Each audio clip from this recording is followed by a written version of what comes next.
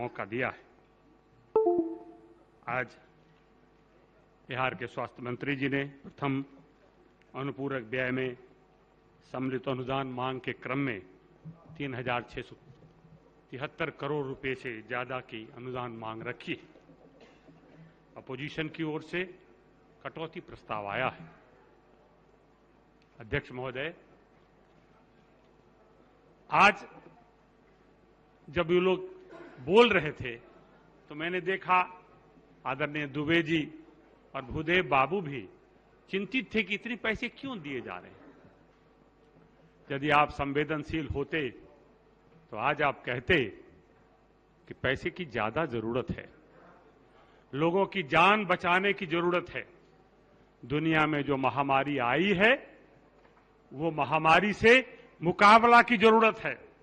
पैसे कितने भी खर्च हों, लेकिन एक भी आदमी का जीवन जाने न पावे, इसलिए जितनी पैसे की जरूरत है उतनी दीजिए यदि आप संवेदनशील होते तब। ठीक है, कटौती प्रस्ताव एक प्रक्रिया है, आप लेकिन शब्दों से तो कह ही सकते थे। मैं तो चाहता हूं कि अपोजिशन आज एक विशेष उदाहरण पेश करता देश में। जब स्वास्थ्य का बजट आया तो कटौती प्रस्ताव के बदले विपक्ष की ओर से बढ़ोतरी प्रस्ताव आता कि बजट को बढ़ा दीजिए, क्योंकि जो महामारी आई है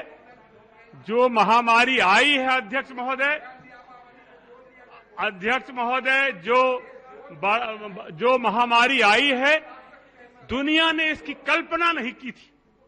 आज स्वास्थ्य के बजाय प्रमुख नेता कोरोना पर कंसंट्रेट कर गए हैं। स्वाभाविक भी है, जो परिस्थितियां दुनिया में आज आई, किसी को उम्मीद थी क्या कि ऐसी परिस्थितियों का मुकाबला करना पड़ेगा। जब हम बोला करते थे तो कहते थे कि महामारियां, खासकर पेंडेमिक जो वर्ल्ड वाइड होती है, वो एपिडेमिक तो आ सकता है, लेकिन पेंडेमिक तो इतिहास की वस्तुएं हो गई है। तब आती थी जब मेडिकल इंफ्रास्ट्रक्चर मजबूत नहीं था, जब स्वास्थ्य पर इतना काम नहीं हुआ था। अब वो तो इतिहास की वस्तु हो सकती है। आज ये एक चर्चा का विषय है और शोध का विषय है।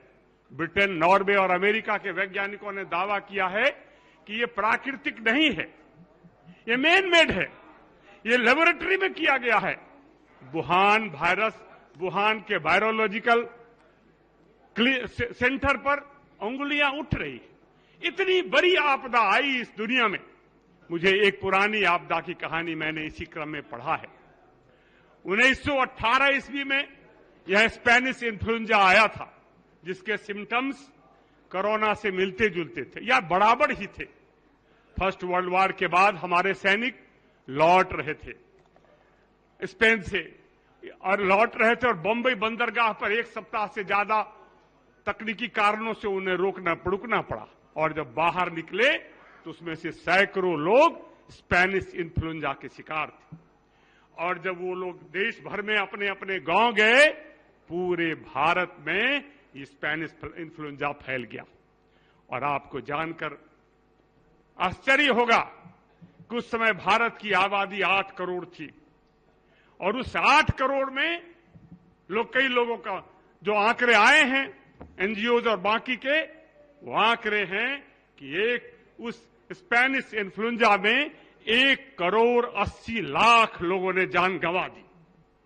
8 करोड़ आबादी में 1,80,00,000 लोगों को जान चली गई। आज जब ये आया तो हम सावधान थे। भारत में नरेंद्र मोदी की नेतृत्व में सक्षम सरकार थी, बिहार में नीतीश कुमार के नेतृत्व में सक्षम सरकार थी।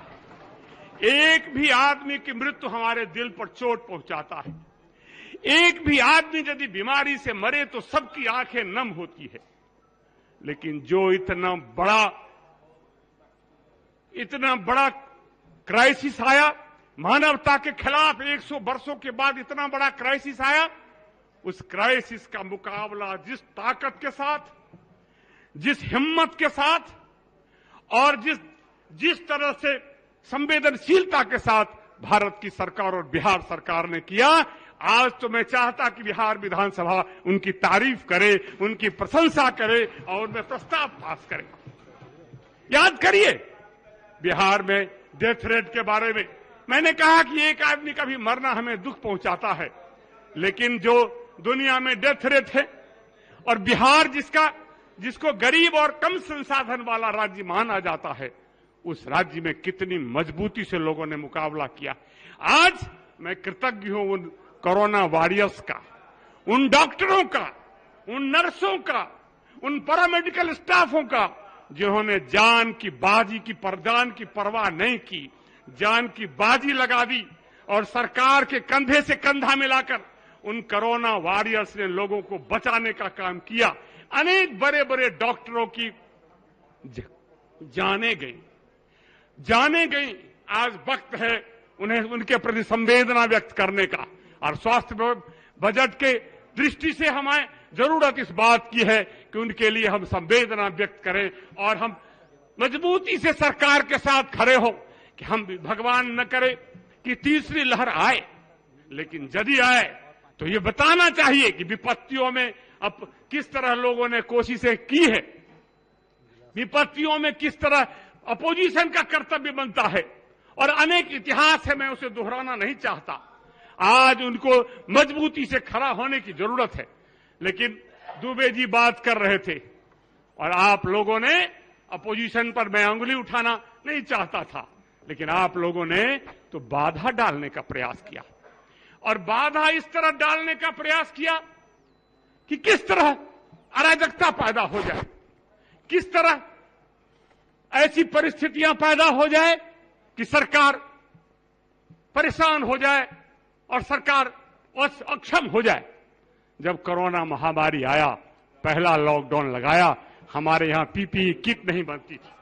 विस्तार से मंत्री जी बताएंगे, मैं लंबे विस्तार में नहीं जाना चाहता हूं, लेकिन अपोजिशन ने क्या किया, आपकी संवेदनशीलता क्या थी?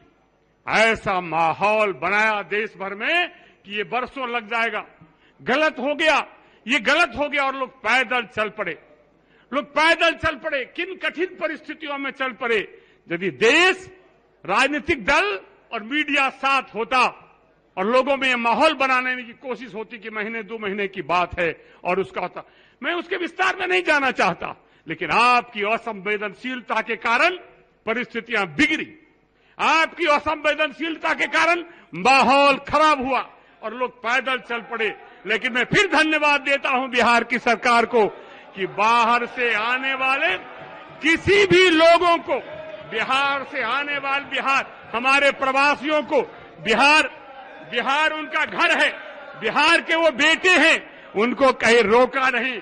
उनके खाने की, उनके रहने की इस सरकार ने व्यवस्था की और आप जो अराजकता पैदा करना चाहते थे, आपके मंसूबे धरे के धरे रह गए। बिहार की जनता आराम से करते रह गई।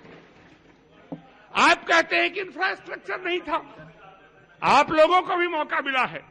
दुबे जी, मैं पूछना चाहता हूं, वरिष्ठ सदस्य हैं, बिहार में कितने मेडिकल कॉलेज थे? आजादी के 50-60 साल के बाद याद करिए कितने मेडिकल कॉलेज थे बिहार में। आप याद करिए। आप तो, मुझे तो याद है कि पटना का Prince of Wales medical college अंग्रेजों ने बनाया आजादी से पहले, और अंग्रेजों ने बनाया। और दूसरा मेडिकल कॉलेज दरभंगा का, महाराज दरभंगा ने 45 ईस्वी 46 ईस्वी में 300 एकड़ जमीन देकर प्रारंभ की। आप कितने बनाने में सफल हुए, कितने बनाने में आप सफल हुए? आप जरा एक बार इसको देख लीजिए। ये बिहार है जिसकी आज 2011 की हम 1102 घनत्व वाले राज्य हैं प्रति वर्ग किलोमीटर। इतनी बड़ी आबादी है, 94,000 इतने कम जमीन में इतनी बड़ी आबादी। माननीय सदस्य कंक्लूड किया जाए। अरे तो अभी तो हमारा बहुत समय होगा, मैं तो आराम से बोल रहा था। 50 तक आपका है। तो इसलिए मैं आपसे जानना चाहता हूं कि 2-3 दरभंगा, भागलपुर को छोड़ दीजिए और इसको छोड़ दीजिए। भागलपुर के बाद बेतिया छोड़ दीजिए सरकारी मेडिकल, तो जितनी भी मेडिकल कॉलेजें हैं, मुजफ्फरपुर हो, नालंदा मेडिकल कॉलेज हो, बोधगया, ये प्राइवेट लोगों ने खोली थी। आप धन्यवाद दीजिए कि यहां डबल इंजन की सरकार हुई और नीतीश कुमार के नेतृत्व में आज, और तारकिशोर प्रसाद बहन रेणु के नेतृत्व में आज 1 दर्जन मेडिकल कॉलेज की सरकार की ओर से काम हो रहा है। आपने क्या किया? 3 मेडिकल कॉलेज 70 सालों में, और हमारा 15 साल का रिकॉर्ड देखिए। इतना ही नहीं, वो नर्सिंग कॉलेज हो, पैरामेडिकल कॉलेज हो, पैरामेडिकल हो, हर जिला भर में नर्सिंग कॉलेज हो।